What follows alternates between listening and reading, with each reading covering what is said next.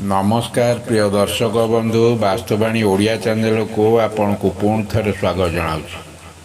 दर्शक बंधु हिंदू धर्म रे गरुड़ पुराण एभली एक ग्रंथ जो जन्म ठारू मृत्यु पर्यंत प्रत्येक विषय को स्थान दि जाइए। भगवान श्रीकृष्ण गरुड़ को मृत्यु संबंधी रहस्यमय गूढ़ तत्व को वर्णना करिसेंती। मृत्यु पूर्व मिलुथिबा संकेत, मृत्यु पर घटुथिबा घटना, मृत्युलोक, नरलोक, जमलोक जो विषय ये सब विषय विस्तृत भाव वर्णना करिसेंती। दर्शक बंधु आपण को कौन से आश्चर्यजनक संकेत घरे देखा जाए, आपण किंतु ये सब को समय समय अणदेखा कर दे थांती, किंतु आपण जानी न थांती जे आपणकर अजणातारे आपणक घरे अदृष्ट शक्ति बा अशरीरे बा भूत प्रेत आत्मा माने तांको पाई जागा सुरक्षित रखी सारे,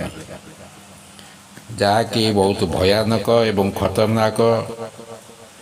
किछि लोक मध्य या को हेय मन करी अणदेखा करथांती, किंतु यह आम पाई महा विपद को डाकी आनी थाए। घरे कौनसी भूत प्रेत अशरीरी बास करिबा परे घर उपरे यार एक विराट नकारात्मक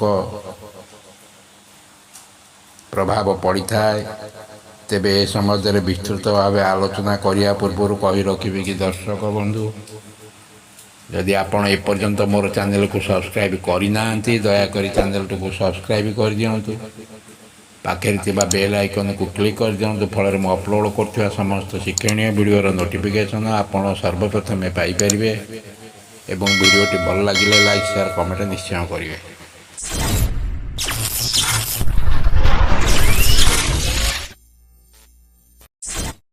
दर्शक बंधु यही अशरीरी माने घरे बास करुथिले, घरे नकारात्मक ऊर्जा बढ़ी जाए। फल घरे रोग व्याधि अकाल मृत्यु आर्थिक संकट यहीपरी महामहा संकट चारिपटु घेरी जाए।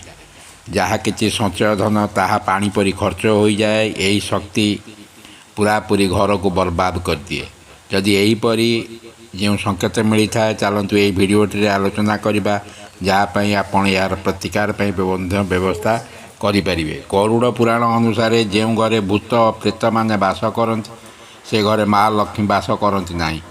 से घर को सदासर्वदा दारिद्रता ग्रास कर रखी थाए। जो व्यक्ति घरे भूत प्रेत माने बास करते से घरे विभिन्न प्रकार संकेत मिलता है। किसी व्यक्ति को स्वप्न में संकेत मिलता है। दर्शक बंधु गरुड़ पुराण रे उल्लेख अच्छी जो घर को सर्वदा अपरिष्कार रखा जाए, घरे कौन पूजा पाठ करा जाए नहीं, जो घरे अतिथि मान को उपयुक्त चर्चा करा न जाए, जो घर परिवेश अत्यंत अस्वास्थ्यकर, जो घर सदस्य माने प्रतिदिन स्नान करते नहीं, यह को घर नुहे नर्ककुंड बोली कहुए। एभली स्थान रे प्रेत माने बास करती, जो घरे वर्ष वर्ष धरी कई बास करती ना, सेठारे मध्य भूत प्रेत बास करती।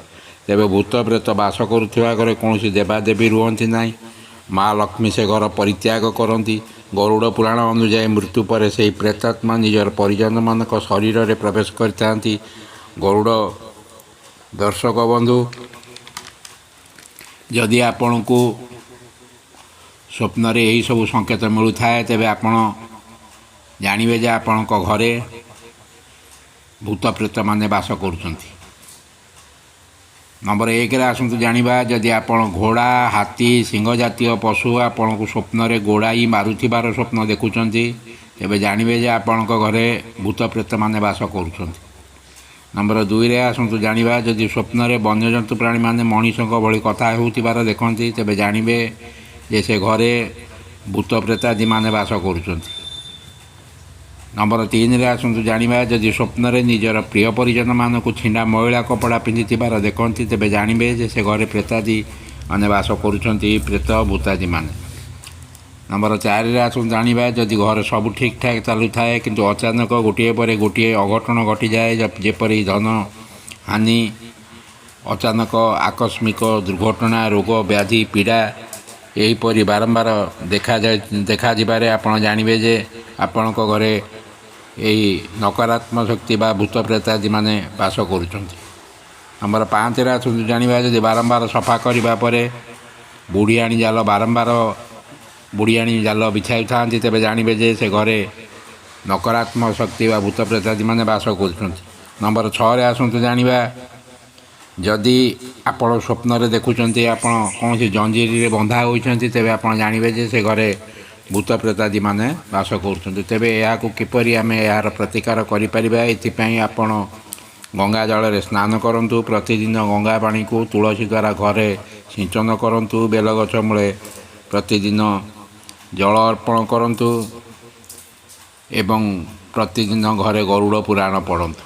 ଏହାଦ୍ୱାରା ଘରେ ଥିବା ନକାରାତ୍ମକ ଶକ୍ତି ଏବଂ ଭୂତ ପ୍ରେତ ଆଦି ମାନେ ସେ ଘର ଛାଡ଼ି ଚାଲିଯାଇଥାନ୍ତି। ଦର୍ଶକ ବନ୍ଧୁ, ଯଦି ଭିଡ଼ିଓଟି ଆପଣଙ୍କୁ ଭଲ ଲାଗିଥାଏ ତେବେ ନିଶ୍ଚୟ ଭିଡ଼ିଓଟିକୁ ଲାଇକ୍ କରିବେ, ଚ୍ୟାନେଲକୁ ସବସ୍କ୍ରାଇବ୍ କରିବେ, ଆପଣଙ୍କର ସମ୍ପ୍ରିୟମାନଙ୍କୁ ସେୟାର କରିବାକୁ ଭୁଲିବେ ନାହିଁ। ରହୁଛି, ଧନ୍ୟବାଦ, ନମସ୍କାର।